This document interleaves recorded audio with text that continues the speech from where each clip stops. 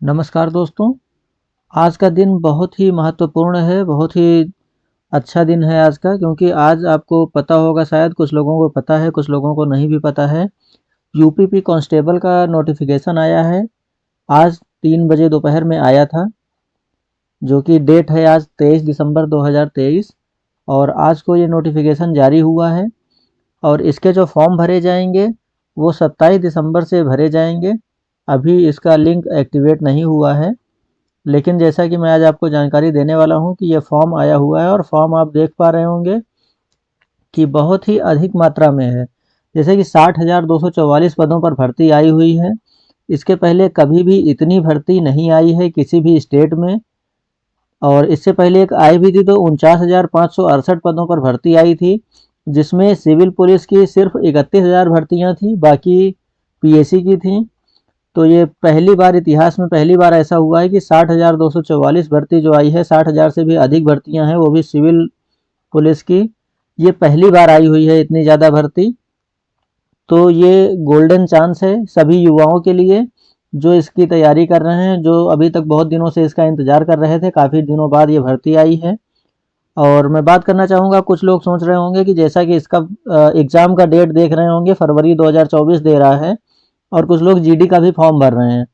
तो जो लोग जीडी का भी फॉर्म भर रहे हैं और यूपीपी की भी तैयारी करना चाहते हैं, तो उनसे मैं कहना चाहूँगा कि जीडी में अगर आप इंटरेस्टेड हैं, जीडी आप करना चाह रहे हैं तो करिए, नो डाउट, इसमें कोई भी गलत नहीं है। लेकिन जीडी में अगर आप देखेंगे तो 27 से 2800 ही, मात्र 2700 या 2800 भर्ती ही आपको यूपी में मिलेगी। जबकि यूपीपी में आप देखेंगे पूरा 60,000 आपके लिए पड़ा हुआ है, पूरा फॉर्म आपके लिए है, पूरी वैकेंसी आपके लिए खाली पड़ी हुई है। तो आप इसमें अगर ट्राई करेंगे तो आपके लिए चांसेस ज़्यादा होंगे और आप आसानी से इसे बीट भी कर सकते हैं, क्योंकि ऐसा कोई नहीं है कि जो इसमें बहुत अलग मांगा गया है। जीडी से आसान ही रहेगा यूपीपी का लिखित परीक्षा भी, और रनिंग वगैरह भी, हाइट भी इसमें कम मांगी गई है। तो ये आप इस पे फोकस करें तो शायद आप आसानी से सफल हो पाएंगे। और इसके साथ ही मैं आपको ये भी बताना चाहूँगा कि जैसा कि आप, ये पहली बार ही है जो 60,000 पदों पर भर्तियां आई हैं। मैंने आपको पहले ही बताया, इस फॉर्म का जो शुरुआत है वो 27 दिसंबर 2023 से शुरू हो जाएगा और 16 जनवरी 2024 तक इसका लास्ट डेट है। तो मतलब ये 21 दिनों के लिए ही फॉर्म आ रहा है। तो मैं रिकमेंड करूंगा कि आप इसको इंतज़ार ना करके जल्दी से फॉर्म भर लें, 27-28 को ही फॉर्म भर लें, या फिर शुरुआती दिनों में ही फॉर्म भर लें। क्योंकि जैसे ही अगर आप लास्ट डेट का इंतज़ार करेंगे तो बाद में फिर सर्वर की प्रॉब्लम आनी है और 100% इस फॉर्म में आएगी। क्योंकि जैसे एसएससी के फॉर्म होते हैं, एसएससी जीडी का भी फॉर्म चल रहा है, तो उसमें भी बहुत सारे लोगों को फॉर्म भरने में दिक्कत आ रही है, क्योंकि सर्वर प्रॉब्लम कर रहा है। एक साथ बहुत सारे लोग उस सर्वर पे लगे रहते हैं। तो इसमें तो वैसे भी अनुमानित है कि 25 लाख से ज़्यादा फॉर्म भरे जाएंगे और वो 50 लाख तक भी पहुंच सकता है। ये आप सबको भी पता है कि कितने युवा हैं जो फॉर्म भरने का इंतजार कर रहे थे कि यूपीपी का फॉर्म आएगा और हम फॉर्म भरेंगे उसमें। तो 21 दिनों का टाइम है। और इसके साथ ही मैं आपको जानकारी देना चाहूँगा कि यहाँ पे आप देख पा रहे होंगे, फीस सभी के लिए 400 है। वो चाहे जनरल हो, ओबीसी हो, एससी हो, एसटी हो, या फिर फीमेल हो, मेल हो, सभी के लिए फीस यहाँ पर 400 ही रखी गई है। और उसके बाद मैं आपको यहाँ पर नीचे दिखा देता हूँ, मिनिमम एज 18 साल मांगी गई है और मैक्सिमम 22 साल है, जो कि मेल के लिए है। और फीमेल के लिए मैक्सिमम 25 साल एज मांगी गई है। मतलब 18 साल से 22 साल अगर आप मेल हैं, और अगर आप फीमेल हैं तो 18 साल से 25 साल तक के लोग ये फॉर्म भर सकते हैं।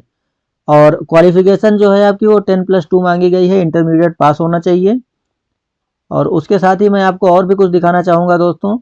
जैसा कि यहाँ पे हम नोटिफिकेशन में आ जाते हैं, तो नोटिफिकेशन में आप यहाँ पर देख पा रहे हैं कि एज जो इनकी काउंट होगी 1 जुलाई 2023 को काउंट होगी। तो 1 जुलाई 23 को 18 से 22 के बीच का होना चाहिए मेल है तो, और 18 से 25 के बीच होना चाहिए अगर फीमेल है तो। और जो एज काउंट होगा, यहाँ पे देखिए साफ साफ इन्होंने डेट दे दिया है कि 2 जुलाई 2001 से 1 जुलाई 2005 के बीच का होना चाहिए। कोई भी जो पुरुष अभ्यर्थी है जो फॉर्म भरना चाहता है, वो 2 जुलाई 2001 के बाद का जन्म हुआ हो और 1 जुलाई 2005 से पहले का हुआ हो।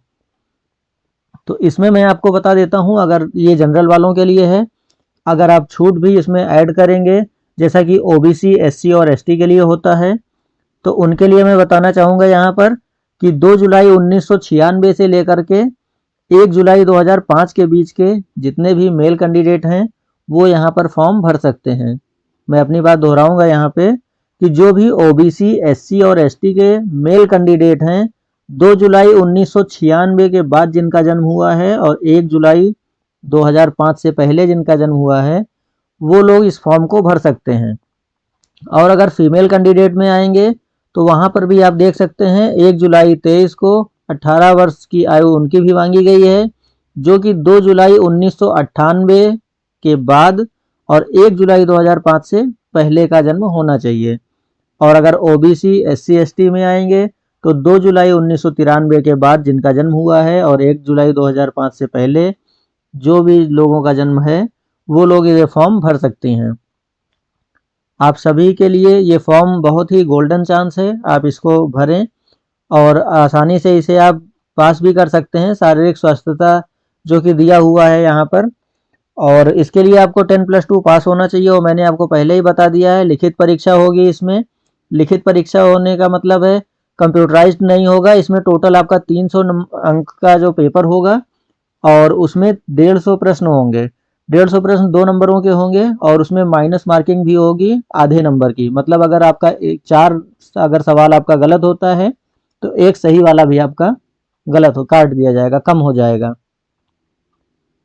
और इसके साथ ही देखिए यहाँ पर एक नीलिट का भी दे रखा हुआ है इन्होंने, ये मैं आपको दिखा देता हूँ। फिजिकल का दे रखा है, डॉक्यूमेंट वेरिफिकेशन,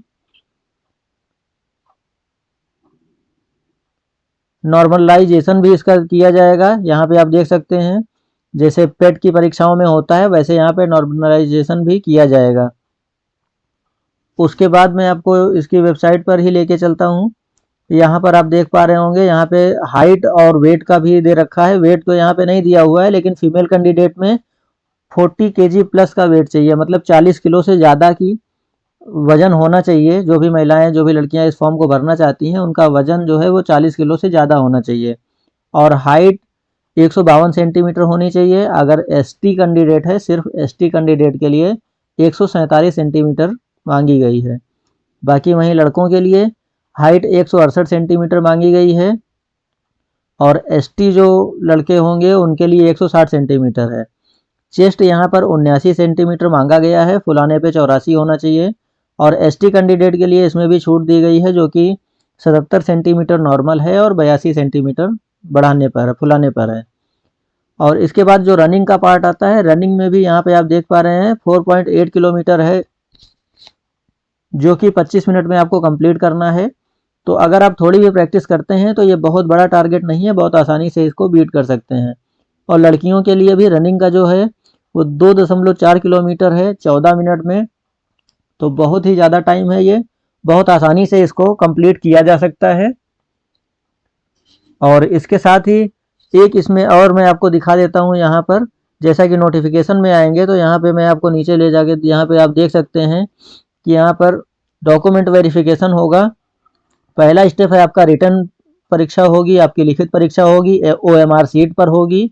और उसके बाद आपका डॉक्यूमेंट वेरिफिकेशन और फिजिकल टेस्ट दोनों एक साथ होंगे। मतलब कि आपका हाइट और वजन, जो आपकी लंबाई और वजन नापा जाएगा, जो होना है वो सारा एक साथ ही हो जाएगा। और यहाँ पर मापदंड आप देख सकते हैं दिया हुआ है, 168 सेंटीमीटर होना चाहिए। 152 महिलाओं के लिए है। यहाँ पे आप देख सकते हैं महिला अभ्यर्थियों के लिए न्यूनतम 40 किलोग्राम वजन होना चाहिए। और इसके साथ ही यहाँ पर देख लीजिए फिजिकल इफ़िशियंसी टेस्ट भी होगा जो कि यहाँ पर रनिंग कराई जाएगी। और रनिंग के बाद यहाँ पर अंतिम जो है वहाँ ये भी आप यहाँ पर देख सकते हैं आरक्षण आयु सीमा में छूट। ये नोटिफिकेशन डाउनलोड करके आप पूरा यहाँ पर देख सकते हैं। और एक चीज़ मैं यहाँ पे और क्लियर करना चाहूँगा, जैसे कि जिन लोगों का EWS सर्टिफिकेट है या फिर जिन्होंने जाति प्रमाण पत्र बनवा रखा है, OBC है, SC है, ST है, तो उन सभी के लिए यहाँ पर आप देख पाएंगे कि इनको जैसा कि 2 साल 3 साल पुराना लोग लगा देते हैं अपना सर्टिफिकेट, तो यहाँ पर पुराना सर्टिफिकेट नहीं लगाना है। 1 जुलाई 2023 के बाद का ही सर्टिफिकेट यहाँ पर मान्य होगा। ये आप बहुत ही ध्यान रखें इस बात को, अन्यथा आपका फॉर्म रिजेक्ट हो जाएगा और रिजेक्ट होने की दशा में फिर आप कुछ भी नहीं कर सकते हैं, आपका टाइम बेकार हो जाएगा। और यहाँ पर आप देख सकते हैं कुछ डिटेल यहाँ पर दी हुई है। यहाँ से भी आप अपने, अगर आपका कोई सवाल है तो उसका जवाब आप यहाँ से देख सकते हैं। अगर इसके अलावा जो भी मैंने जानकारी दी है आपको, उसके अलावा अगर आपका कोई सवाल है तो आप मुझे कमेंट कर सकते हैं। मैं पूरी हेल्प करूँगा आपकी और आपके सभी सवालों का जवाब दूँगा। यहाँ पे आप देख लीजिए ऑनलाइन आवेदन जो प्रक्रिया है, यहाँ ये वेबसाइट दी हुई है, इस पे जाकर के भरना है। हेल्पलाइन नंबर भी दिया हुआ है। इसमें एक जो बहुत ही बड़ा बदलाव किया गया है, बहुत ही जो इम्पोर्टेंट चीज़ मैं आपको बताना चाह रहा हूँ वो ये है कि डिजी लॉकर के माध्यम से इस बार आपके डॉक्यूमेंट अपलोड किए जाएंगे। यहाँ पर आप देख सकते हैं शैक्षिक एवं आरक्षण से संबंधित तथा अन्य प्रमाण पत्रों को डिजी लॉकर के माध्यम से अपलोड करना है। तो डिजी लॉकर से कैसे करेंगे, इसके लिए मैं आपको बताना चाहूँगा कि जिन भी लोगों का अगर मोबाइल नंबर आधार से लिंक नहीं है तो सबसे पहले उसे लिंक करा लें। और अगर आपके आधार में और मार्कशीट में अगर स्पेलिंग या कुछ और मिस्टेक है, अगर अलग है, डिफरेंट है, तो उन सभी चीज़ों को सेम करा लें, क्योंकि इसमें फिर बहुत ज़्यादा प्रॉब्लम आने वाली है। और इसके लिए आपको परेशान नहीं होना है। डिजी लॉकर में कैसे आपको अपने सारे डॉक्यूमेंट अपलोड करने हैं और कैसे डिजी लॉकर से यहाँ पे अपलोड करने हैं, वो मैं पूरा प्रोसेस आपको कंप्लीट वीडियो में बता दूंगा। वो 27 से पहले ही मैं डिजी लॉकर वाला प्रोसेस बता दूंगा। उसके बाद फिर एक फॉर्म लाइव भर के आपको दिखा दूंगा। तो फॉर्म में आप गलती ना करें, अन्यथा आपका फॉर्म रिजेक्ट हो जाएगा और उसके बाद कुछ भी नहीं किया जा सकता है। यहाँ पे आप देख सकते हैं फ़ोटो और हस्ताक्षर।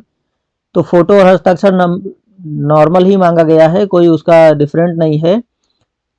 तो वो बहुत ही आसानी से आप यहाँ पर हो जाएगा। वो भी मैं आपको बता दूंगा कि कैसे स्कैन करके कैसे करना है। यहाँ पे जैसे चेहरे की छवि स्पष्ट दिखनी चाहिए, 6 महीने से पहले की होनी चाहिए, सफ़ेद या हल्के ग्रे रंग की सादी पृष्ठभूमि, मतलब बैकग्राउंड सफ़ेद हो या फिर ग्रे हो। और कोई इतना इसमें बाकी और कोई भी इतना इम्पोर्टेंट नहीं है। जो भी इम्पोर्टेंट पॉइंट थे वो मैंने सारे आपको बता दिए हैं। दोस्तों, वीडियो अगर अच्छी लगी हो तो लाइक करें और चैनल को सब्सक्राइब ज़रूर कर लें, क्योंकि आने वाले टाइम पे मैं इसका फॉर्म भी भर के आपको लाइव दिखाऊंगा कि आपसे कोई भी गलती ना हो और पूरा फॉर्म आप बहुत ही सही तरीके से आसानी से भर सकें। और इसके अलावा भी अगर मुझसे कुछ छूट गया हो या फिर आप कुछ जानना चाहते हैं तो मुझे कमेंट करें, मैं आपके सभी सवालों का जवाब दूंगा। और फॉर्म भरने का वीडियो मैं कंप्लीट आपको देने वाला हूँ। बहुत जल्दी उसका भी वीडियो हमारे चैनल पे अपलोड हो जाएगा, तो उसके लिए चैनल को सब्सक्राइब कर लें। आज के लिए बस इतना ही। धन्यवाद दोस्तों।